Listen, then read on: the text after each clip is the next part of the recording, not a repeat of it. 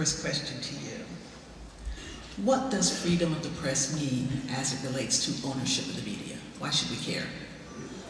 We care about freedom of the ownership because of freedom of the press. I mean, ownership of the media is important as a subset of freedom of the press. And I think that's, keep that in priority, because when the Constitution was drafted and the First Amendment was debated and drafted, and one of the 5 core clauses in the First Amendment is the freedom of the press clause.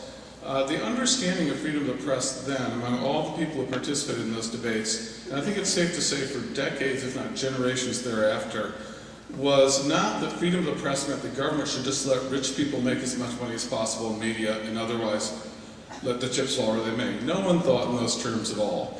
The understanding of freedom of the press was it meant that no self-governing society could survive without a viable press system that let people control their own lives, self-government. And ownership had to serve that end. But it was a social right of all people, not just the right of a handful of wealthy owners to do as they please. And what has happened in our society over our history has been that this core value really drove a lot of our policies in the early republic and through the 19th century. The most significant historian of the post office, for example, describes the U.S. post office as nothing short of the Manhattan Project of a free press. Because of the enormous subsidy the post office did, which was primarily distribution means of newspapers, to spawn a vast print media that would have never existed had it been left purely to market forces and what would have made money at the time. And what we have to understand then is that our media system isn't the result of free markets, it's the result of government policies and subsidies. It was then, and it is still very much through to this day.